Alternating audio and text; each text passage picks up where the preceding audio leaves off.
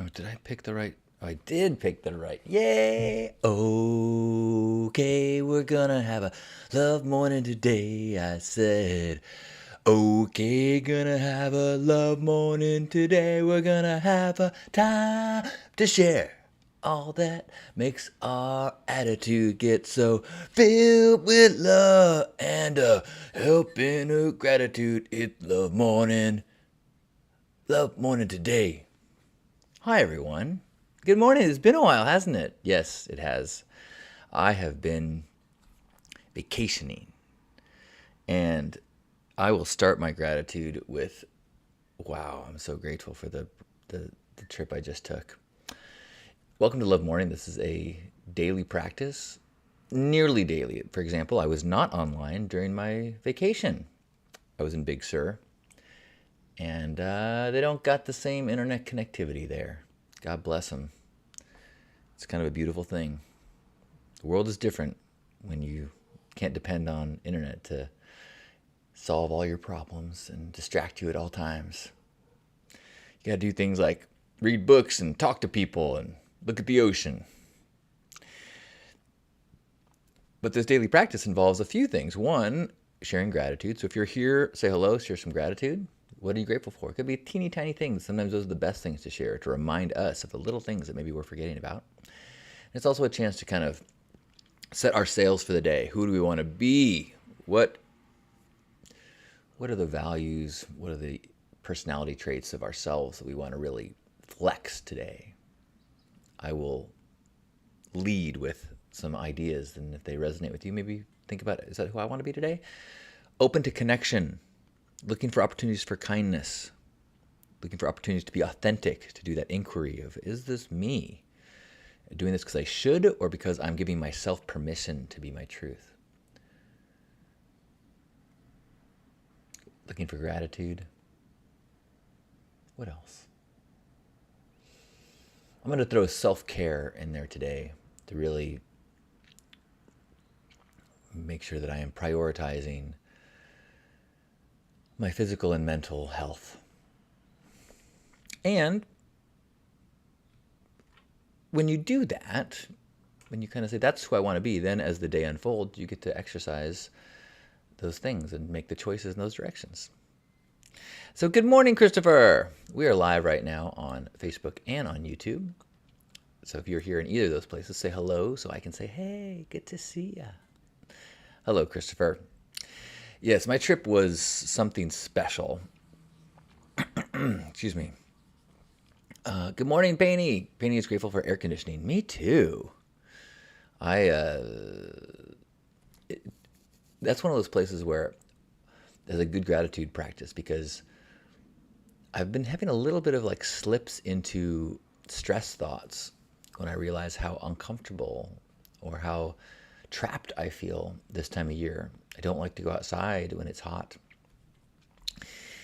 But yes, the good flip of gratitude. What is there to be grateful for? I'm grateful for air conditioning. I'm grateful that I have places where I can escape the heat and feel comfortable. I'm grateful that I have a space in my home that I can close off, make cool, and hunker down and connect with you through this magical tool. Now, also grateful that I was in Big Sur where it was cool in the house that we stayed at. I'm so grateful for this experience I just had with Lisa.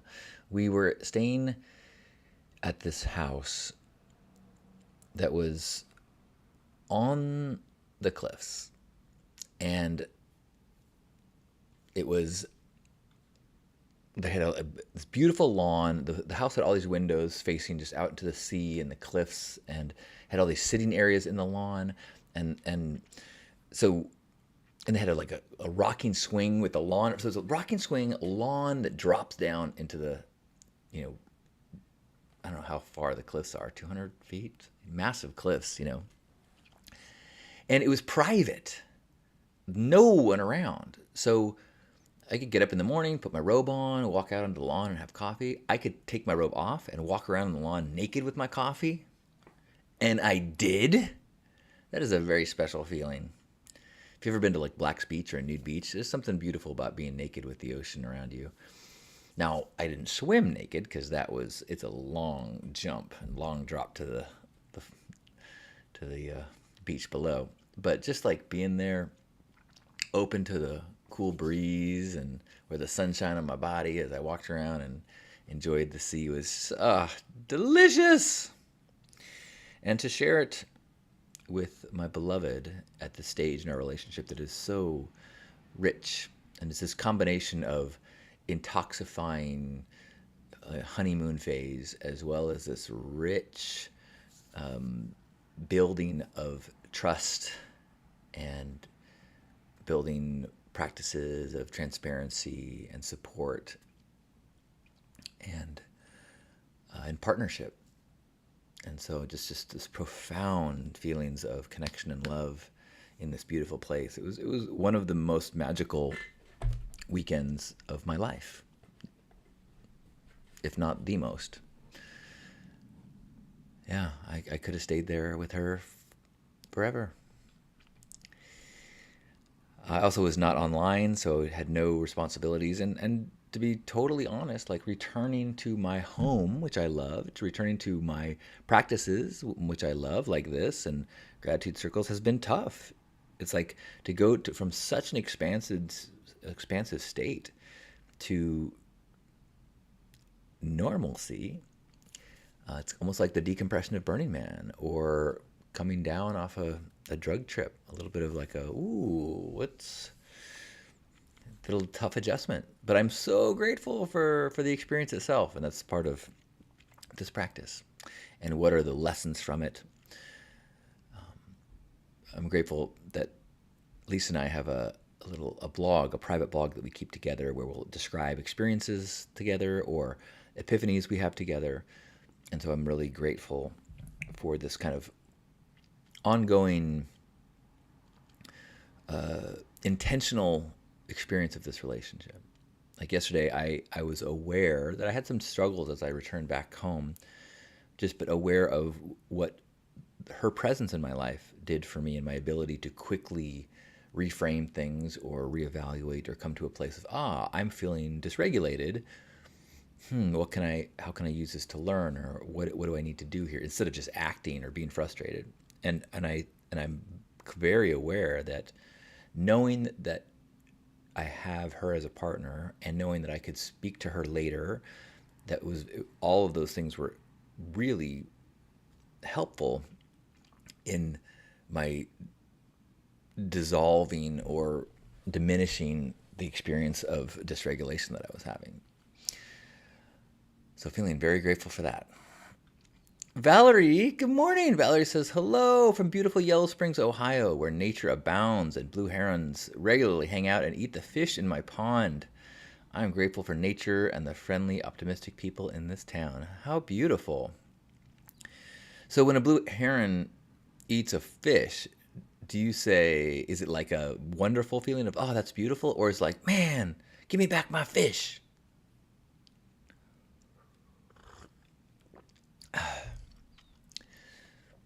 I know. I think it probably depends on what the fish are for, how many fish there are. Just curious.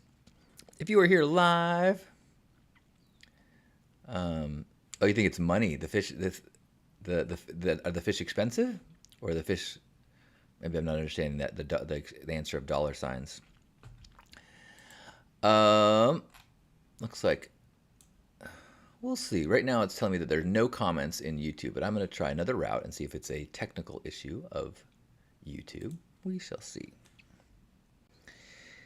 Anyone else have any gratitude they'd like to share? I am grateful that I got this big blow up of this AI art that I made of Lisa and I. She has not seen that yet, so next time she comes and visits me in like a month, she's going to see this big old print of us smooching on the wall. Oh, there is some chat in YouTube. Look at that. My apologies. It was not showing up on their tools. I had to go roundabout. Good morning, Gerbot. Good morning, Maggie. Good morning, Tony. And hello, Alta. Good morning, everyone.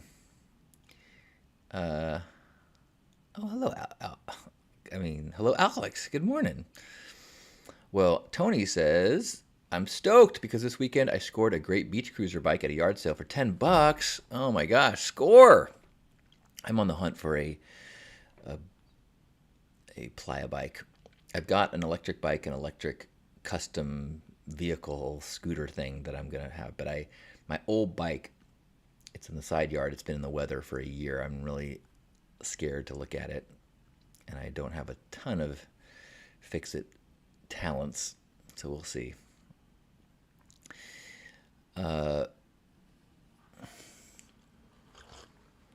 Gerbot saying, how interesting to have the shared diary. Yeah, so I'll put pictures in it.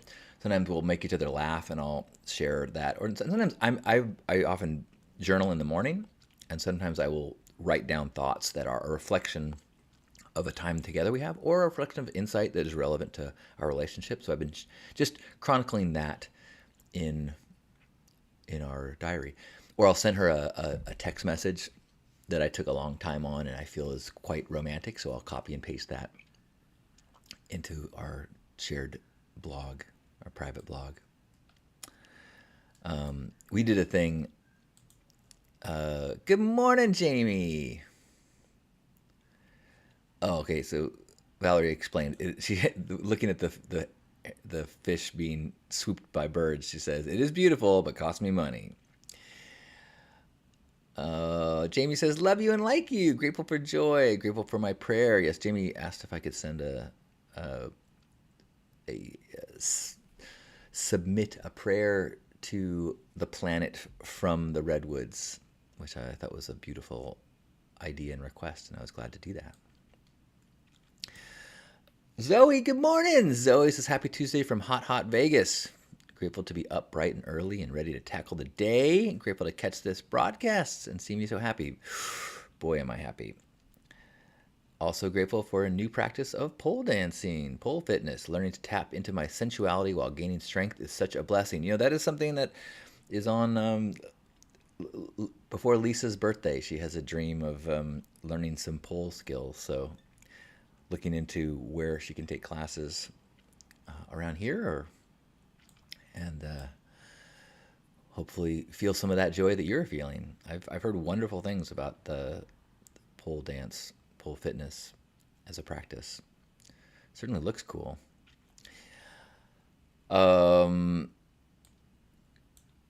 Lisa and I, as we were having this incredible weekend, and I think both of us are feeling we're developing a secure attachment. We're quite aware of our histories and our issues and our growth and the value of growth or relationships to growth. And as we are building a secure attachment, and I'm finding health growth benefits from that place in nurturing aspects of that did not have the secure attachment development at other times in life. But there's also this aspect of we're quite beautifully connected, and so by leaving yesterday, we have a 2-week period before I'll see her again, and that feels difficult. I'm very much in this the state that I think many of us romantics aspire to, of just being just just want to be with them.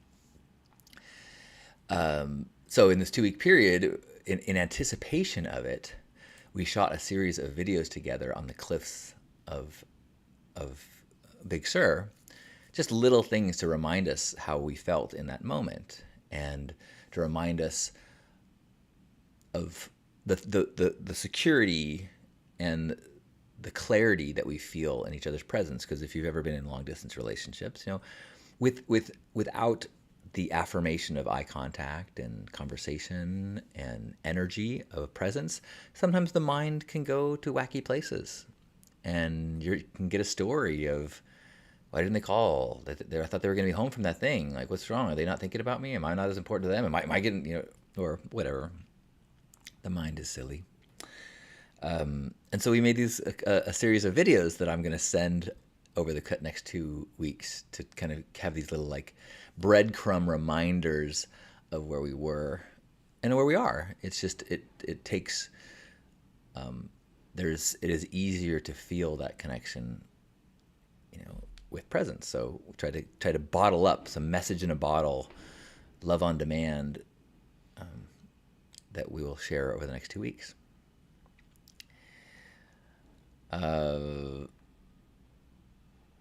Bianca says S Factor,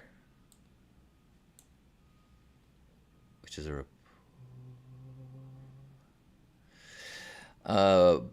Christopher saying the starry-eyed phase. Yes, I think I aspire to remain starry-eyed as long as possible, but I don't think I am just starry-eyed. That's one of the things that is, I think,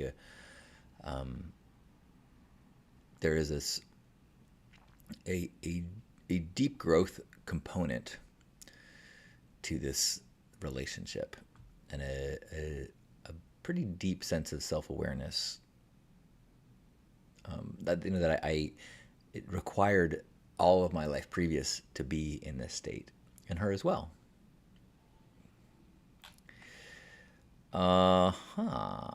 Let's see.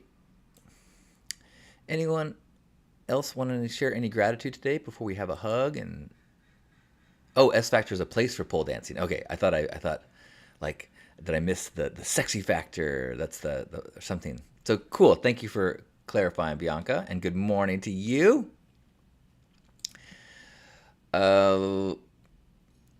Keep in mind, I've been sharing a lot about this love story, but the part of it, I guess I've talked about it more in the morning, but in these broadcasts, I've been pretty transparent and clear about, my sobriety or my version of sobriety over the last however long it's been. I think I might have.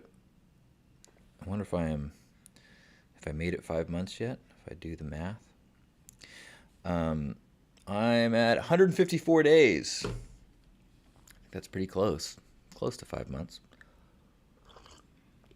and it's intimately connected to the depth of this relationship right now, because I will say, I had addiction challenges, and I had a desire to maintain my relationship with intoxication that was so strong that it affected my relationships. And so in my relationships, I was always poly to a degree, open. I refused or was unable to be monogamous, not just because of sexual things or heart-opening things, because of attention and commitment. And I've only realized this in this last 5 months, or been able to face it in myself, that I wanted to maintain the freedom to get high and not feel like I was could be judged or was disappointing or taking away from my romantic relationship. So in my mind, I would say I want freedom. What I'm holding on to is my need for freedom, but really what it was a need to be free to get high. And it has only been in this chapter of really digging into why do I need that so much, and working on healing the parts of myself that are so averse to pain and averse to discomfort, and allowing some of that to feel, and then feeling more comfortable in discomfort, that I've been able to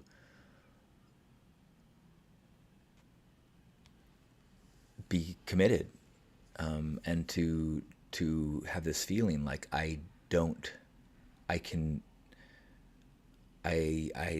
need to hold freedom, space for this escape. And so that whole journey of healing is what has led to the state I'm in, that is finally able to commit in a way that I haven't before. I mean, all of my relationships have been this learning to commit more, learning to understand the value of commitment more, learning to be less self-centered and more us-focused, in varying ways, and I think have reached a place where I can commit, want to commit, and this divine timing of finding someone who's the exact same stage in life as me after a long history of not being ready for it, or and it's just a beautiful thing. I'm talking too much about. In any case, I am super grateful.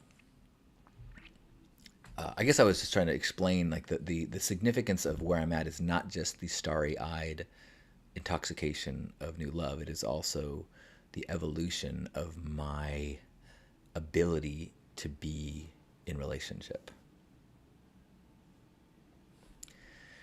And I think that we're both at a place where we recognize how relationship can be this powerful tool in growth, and that self-awareness allows for so much more difficulty and struggle and non-perfect situations, because you recognize life is non, well, it's perfect, but it's not without obstacles, and and relationships aren't either.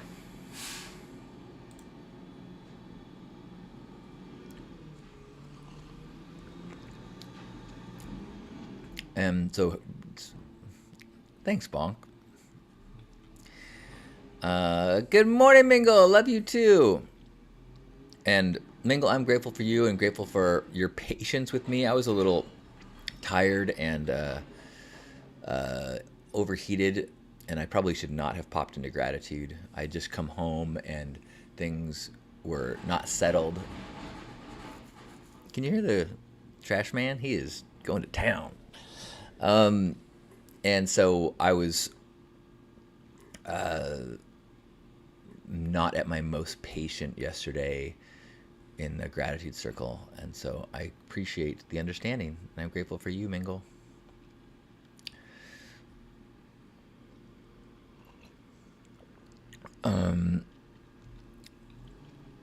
And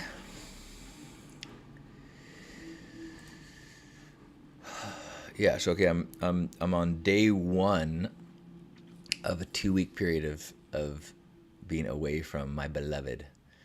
When did I turn to this guy?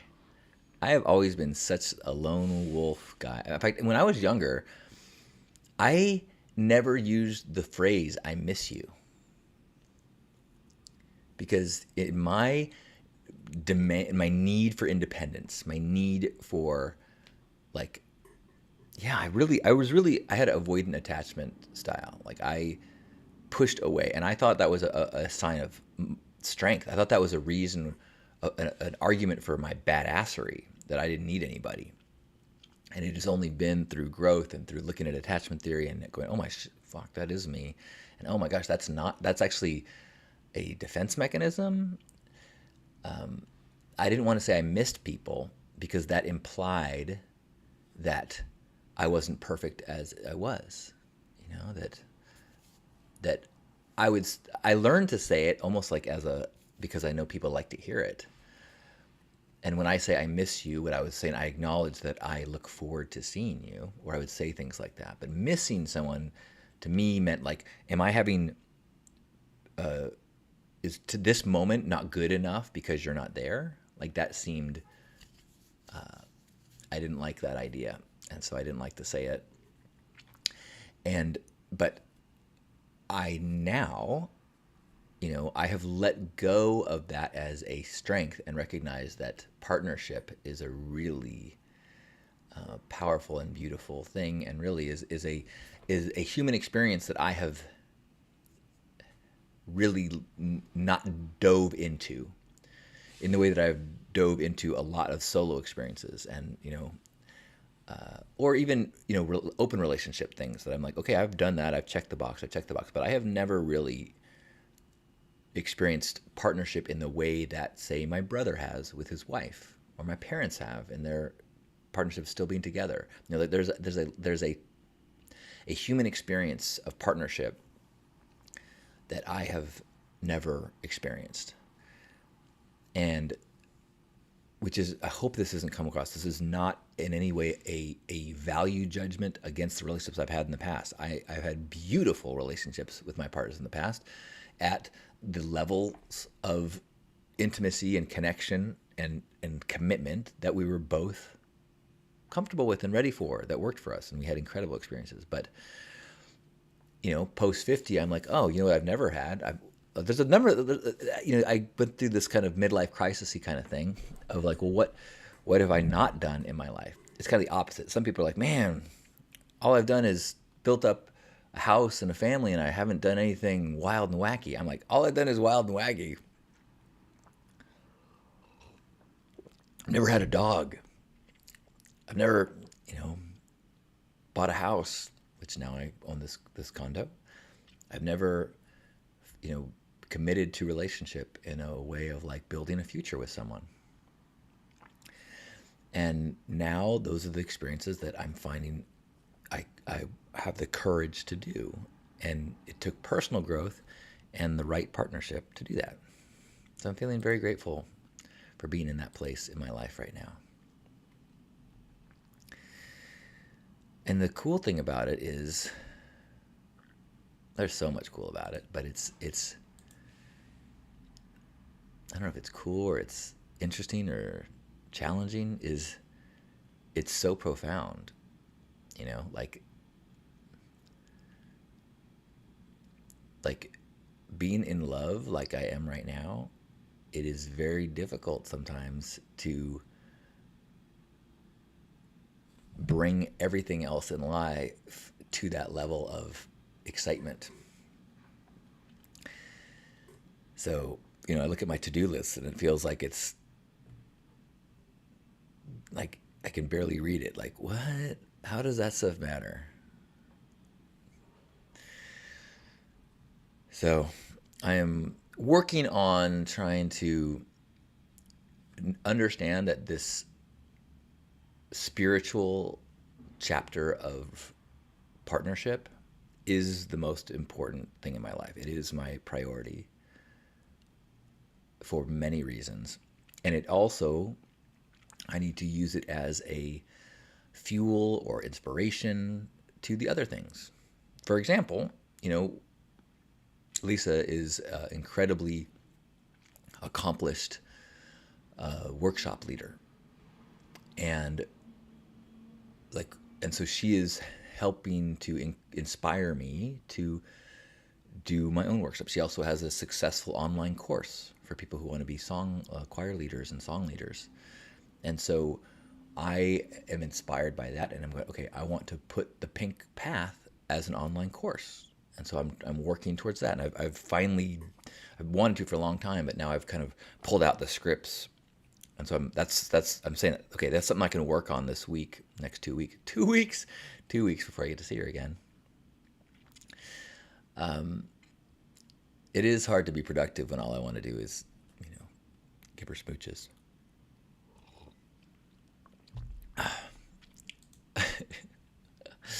I've been talking for a while and no comments, so I'm not sure if people are listening and smiling or people have wandered off. But I am under this feeling because of the significance of the way it feels and the growth that's happening within this relationship. So I'm also feeling like there is a value to sharing the experiences that I'm having. Like I think people do love to watch love stories, and those are fictional. And I'm having what feels like a very real love story. And I know that there is an energy, there is this creativity, there is this muse that is swirling around us. And so I will share that publicly as well, as I share everything else. Thanks, Valerie and Christopher.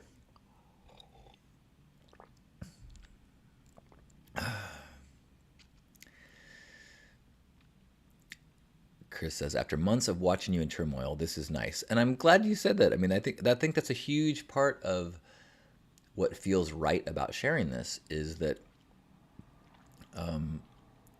This this joy was born from despair. I had to have a dark night of the soul. I had to have my heart broken. I had to face my addiction. I had to have all that suffering and self doubt and, borderline suicidal places to go, okay, I gotta make changes. And in the changes led to the bliss. And I think that's a really, I mean, even for myself, like let's say this is not a permanent state of bliss. Is that possible? Yes, I guess it is possible that again I will have frustrations in my life. I will have more dark nights of the soul. But I find it very encouraging and very. It's just a good reminder. Like, okay, I've done this enough times to know that life is cycles, and if you put hard work into and you there are lights at the end of the tunnels, or you find ways to make the tunnels beautiful and you dance in the tunnels. Chris saying, yay for inspiration that is born from love. And Heather saying, mature, committed relationships from a place of strength rather than need are amazing. Well said. And I think that is one of the reasons why I felt so, like, I felt like my independence was such a cause for pride. I didn't want to need anyone. I didn't want to need anyone. And I didn't want to miss anyone, if I was away from them. I wanted to just be enough. And maybe that's from the deep down of like, deep down feeling like I wasn't enough. Deep down feeling like I was unworthy. That if I could convince myself that I didn't need anyone else, that would, in a dysfunctional way, meet that or cover up or that unworthiness. But being in a place of worthiness and enoughness, and then recognizing the gifts of relationship, because really we do need, I need connection. Even like I've started to realize more and more how much digital connection has played a part in my life. I can be alone, but I feed off online connection, and so to instead get those needs of connection met from a trusted romantic partner, it's, I think, a far more healthy way to celebrate and engage in humanness. I'm not one to badmouth social media, but I do see how it can be super healthy and super unhealthy. There are moments of my online expression that I feel really good about. These moments here, when we are connecting as human beings and challenging ourselves to think about our paths and gratitude and our values and who do we want to be today. That's super valuable with fellow human beings that are also in this path of growth. That's awesome. And then there's huge amounts of time that I spend scrolling and just getting these, like, it's like what I really want to drink is a Fanta, like a flavorful. This is Fanta orange, like or just like grape, generic grape soda. Oh, so sweet and good and delicious.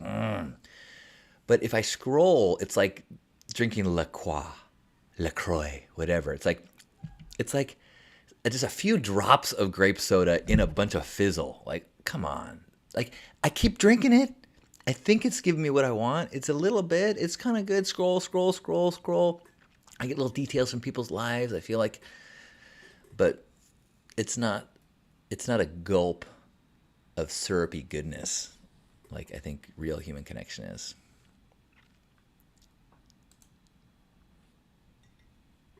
I probably gave you too much information about how much I love grape soda in that metaphor.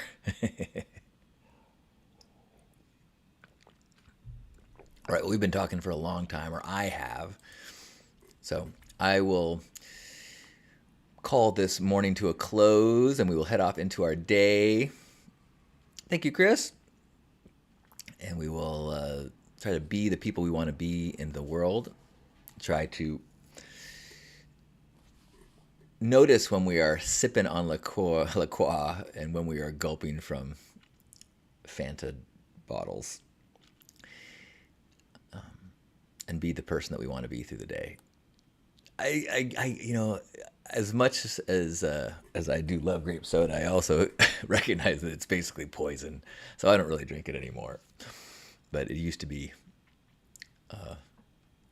my holy nectar grail. So let's do this. Wherever you are in this moment, let's give yourself a hug and embrace your body. Feel yourself being embraced by me and all those that are here. Feeling your arms holding us as we hold you, sinking into this connection that is deeper than the I of what we have to do today. And just recognize that we're a part of this human family. We're all doing the best we can. So let's forgive ourselves and forgive others in this moment. And just celebrate that we're doing the best we can. And let's look for those ways we can be grateful today and connect with people. And let's connect with one another as we take a deep breath in and squeeze.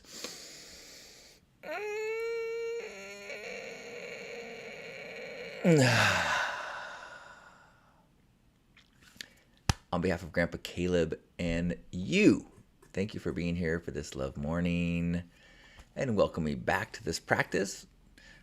We do this every day at 9 when I am in town and have connection.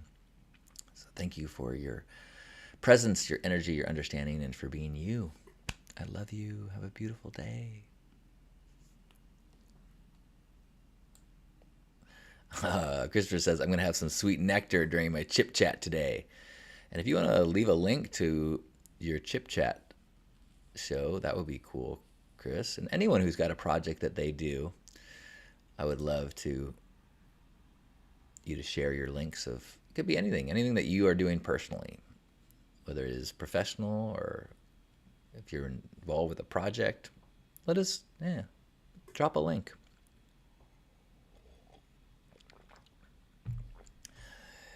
Thank you, Gerbot. Thank you, Brad. Enjoy your path to the burn. I got a lot.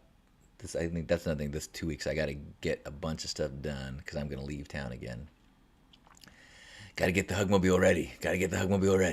Woo woo! Have a beautiful day.